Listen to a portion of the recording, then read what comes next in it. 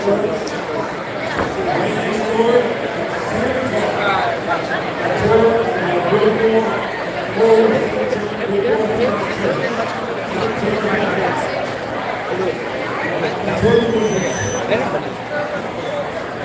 I think generally speaking, I want each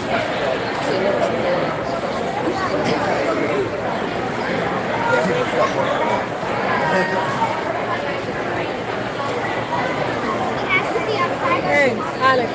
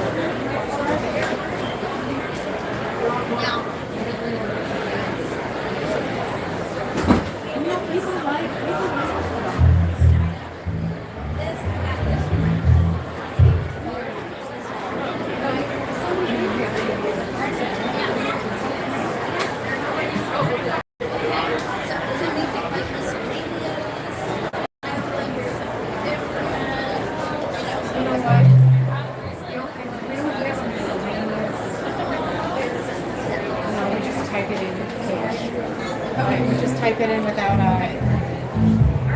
well, we're doing pretty good, and I'm gonna restock as soon as I see. But I think we have more oil, vinegar. If we don't have to open a box, we're not gonna open a box. Last year they were giving us so much trouble. What the? Together we should. We're like, no.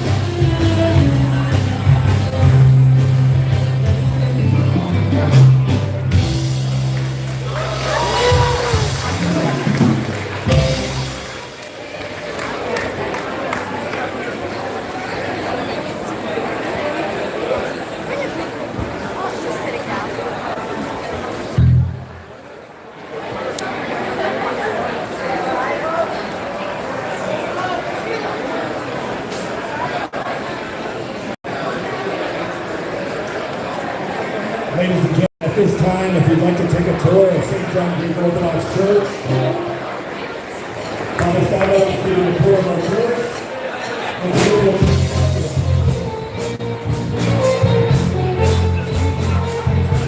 Probably like 6-seater or something. You see that roof line? Yeah. And this is the new roof line here. Shorter.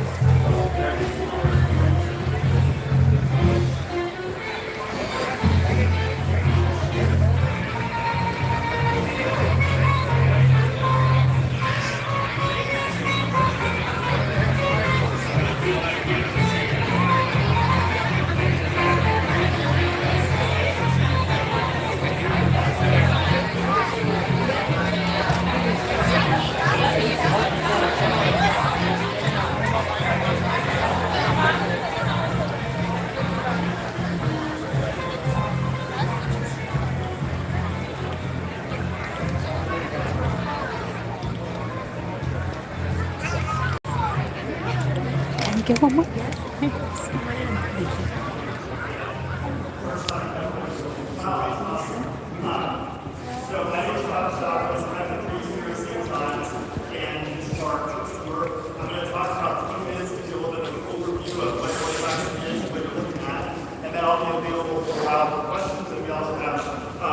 Parishioners who are on duty throughout the festival to answer any of your questions. A little bit about our church community.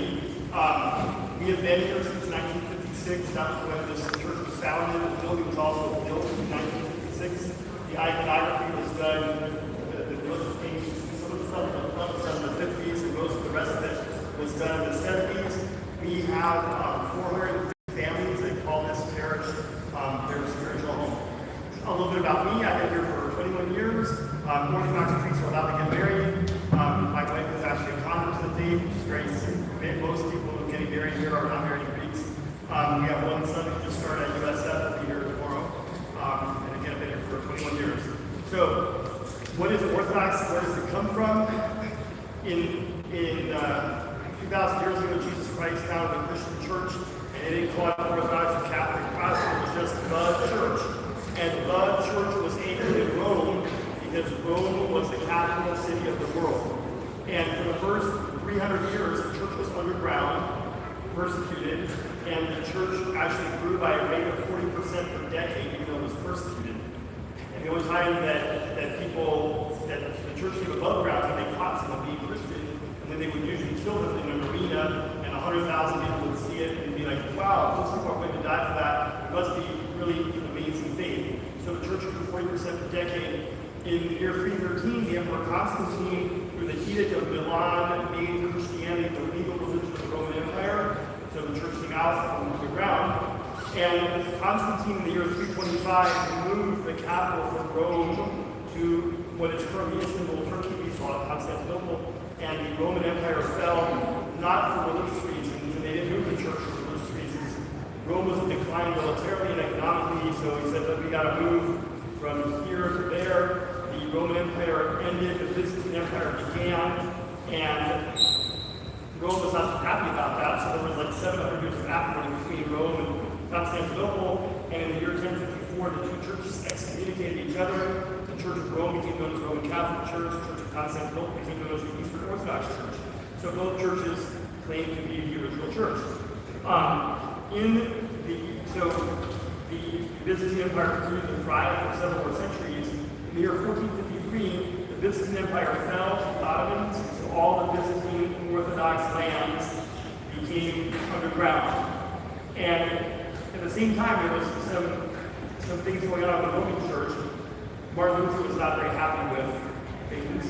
And so in 1517, the Protestant Reformation began. Had Martin Luther gone down to Greece, he would have seen nothing there because all the Orthodox were underground. But Martin Luther's theology got pretty Orthodox. They found Orthodox found maybe we would never have Reformation, but that is, as they say, history. So the church fractured again in 1517. All the Orthodox churches again are underground from 1453 to 1821. So it's only 200 years that we came out of the ground, and now the church is the state church in Greece, in Russia, the former Soviet Union, all those states nations are Orthodox. Most of the Christians in the Middle East, like in Israel and Syria, they are Orthodox. In Northern Africa, most Christians are Orthodox. We don't have that many Orthodox in the United States, but Orthodox is the second leading Christian denomination in the world. The Roman Catholics have about 1 billion adherents, and the Orthodox have 500 million. Again, most of them are in Russia and Eastern Europe, so that's where Orthodox is in the world today. In Greece, they don't call themselves the Greek Orthodox Church. They're just Orthodox Church. They're all Greek. They know that. So when an Orthodox community comes to a non-Orthodox country, they put the ethnic name on the church. So we were founded by Greeks who came over from there, and we are the Greek Orthodox Church. There is an Antiochian or Syrian Orthodox Church in Dallas Park. There's a Russian Orthodox Church in North Tampa. And I actually think, and since I don't think any of our Christians are in here, this is like a failure of marketing. Because when you go like, oh, Greek Orthodox, I can't go there, I'm not Greek. It's just there because this is the group that founded it. All the churches have integrated into America. We do almost all of our services in English. We were just founded by Greeks, so you don't have to be Greek in order to come here. My wife is some Japanese, and she did just fine. There are about 2,000 Orthodox churches in this country, and the Greek church, the Russian church, and the Syrian church, they all believe the same thing. The only difference is the food they serve at their festivals. So we all have festivals, so you got supply gyros and you get baklava theirs, or whatever it is. But if you had a Russian priest come in here and give his presentation, he'd say the same thing that I'm saying. And one of the neat things about Orthodox is anywhere you go in the world, it's done the same way. I've never been to Greece until 2 years ago. I went to Greece to a wedding, and there were like 6 of us in the cathedral bathroom to a wedding, and it was a beautiful, smooth ceremony. And people were like, "Did you guys practice that?" We're like, "No, like you just know how to do it." And because we all do it the same. And even like the number of priests, you have like I was priest 4 that day based on like seniority, and so it's even a book like which role which priest does. You have 3 or 4 or 5 priests. You don't have to like tell each other like, who's going to read the Bible today, who's going to do this psalm. It's all like prescribed in the book.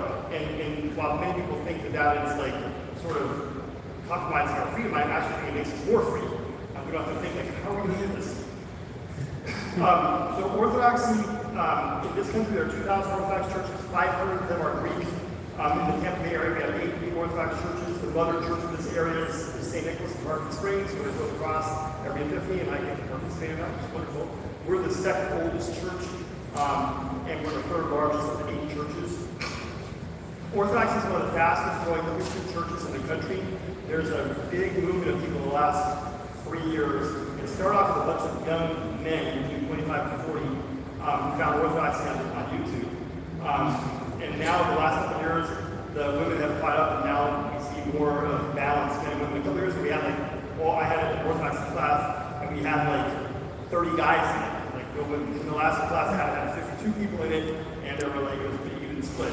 But we've seen numbers of new people coming in here like we've never seen before, and they're all saying that they're looking for something that's authentic and historical and traditional old, and they're finding it here. So again, there's the same message, same doctrine everywhere that you go in the Orthodox world. So in this church, all the Orthodox churches architecture are the same. They're built in the shape of a cross, and where the 2 arms of the cross come together, there's a dome, and in the dome is always an icon of Christ. And when they paint an icon of Christ, or any icon, there's a scheme to how they do it. We always paint Christ with a red underrobe and a blue overrobe. Red represents heaven or sovereignty, and blue represents the earth. So Jesus existed forever in heaven, and at the incarnation of the Nativity, he came down and put the earthly nature on top of the heavenly nature, so it's blue over red. In the icon that's over the altar, there's an icon of the Virgin Mary, she's the opposite. She's red over blue. She started off on the earth, and at her death, she was assumed into heaven, so the heavenly nature on top of the earthly nature. So when people paint an icon of Christ and the Virgin Mary, they don't get to use whatever colors they want. There's a scheme, there's a tradition for how they're painted. And in the dome, in the icon of Christ, you see that dome, by the way, is damaged. There's an issue with our air conditioning.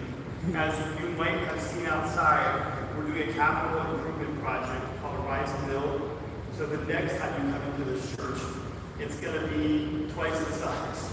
We're pushing the walls out. We're going to add 200 seats because we can't fit all the people who want to church here. And while we're doing that, we're going to read